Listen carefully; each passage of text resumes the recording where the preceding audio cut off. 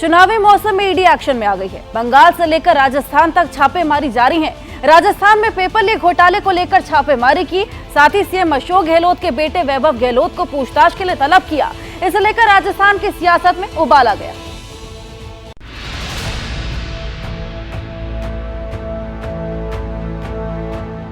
जयपुर, सीकर, दौसा, राजस्थान की सियासत में सुबह की शुरुआत ईडी की छापेमारी से हुई। प्रदेश कांग्रेस अध्यक्ष गोविंद सिंह डोटासरा और ओम प्रकाश हुड्डा के ठिकानों पर जयपुर से सीकर और दौसा तक ईडी की टीम पहुंची। वजह बना राजस्थान का पेपर लीक घोटाला, लेकिन मौसम चुनाव का है, इसलिए कांग्रेस नेताओं ने इस छापेमारी का सीधा कनेक्शन चुनाव से जोड़ दिया।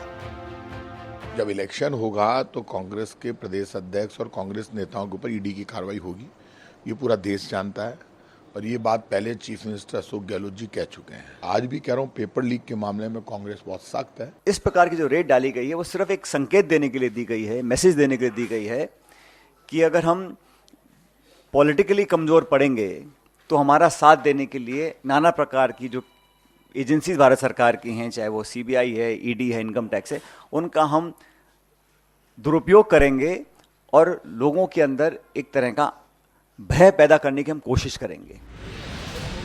छापेमारी के विरोध में कांग्रेस कार्यकर्ताओं ने सड़क पर मोर्चा खोला। सीकर से लेकर जयपुर तक कांग्रेस कार्यकर्ता छापेमारी के खिलाफ प्रदर्शन करने सड़क पर उतरे।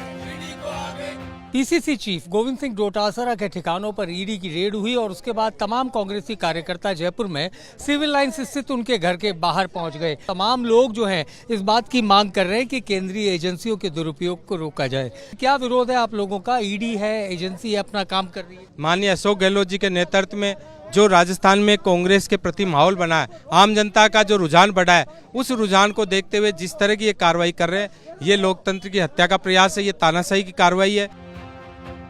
ईडी के इस एक्शन के बीच ट्विस्ट तब आया जब सीएम अशोक गहलोत के बेटे वैभव गहलोत को ईडी का नोटिस मिला। मनी लॉन्ड्रिंग के केस में पूछताछ के लिए वैभव गहलोत को ईडी ने 27 अक्टूबर को तलब किया है। चुनावी मौसम में ईडी के इस ताबड़तोड़ एक्शन पर सीएम गहलोत ने सवाल उठाए।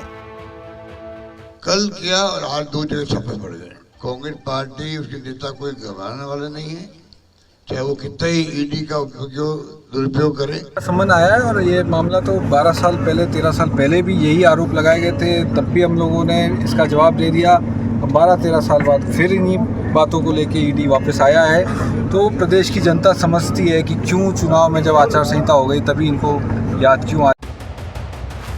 वैभव गहलोत के खिलाफ बीजेपी के सांसद किरोड़ी लाल मीणा ने शिकायत की थी। वैभव गहलोत पर मनी लॉन्ड्रिंग का आरोप है, फर्जी कंपनी के जरिए निवेश का आरोप है, होटल बनाने के लिए मंजूरी में भी गड़बड़ी का आरोप है। कांग्रेस इस छापेमारी को चुनाव से जोड़ रही है। कांग्रेस कह रही है कि उसके नेताओं को डराने धमकाने की कोशिश हो रही है। जवाब में बीजेपी नेता सवाल पूछ रहे हैं कि अगर गड़बड़ी नहीं की तो वे डर क्यों रहे हैं।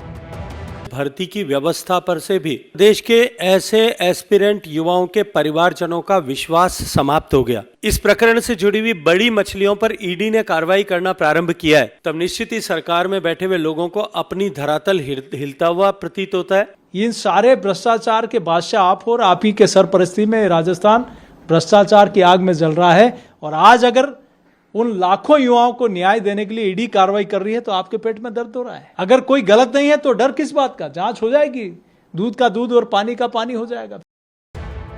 राजस्थान में पिछले कुछ महीनों में ईडी का एक्शन तेज हुआ है।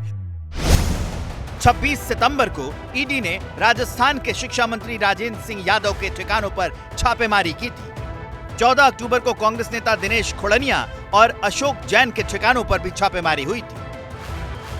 ये सारी छापेमारी पेपर लीक घोटाले में हो रही है, लेकिन माहौल चुनाव का है, इसलिए कांग्रेस इसे चुनावी रंग दे रही है। वैसे पेपर लीक घोटाले में एक्शन को लेकर कांग्रेस के अंदर ही सवाल उठते रहे हैं। जयपुर से मनीष शर्मा के साथ ब्यूरो रिपोर्ट, एबीपी न्यूज।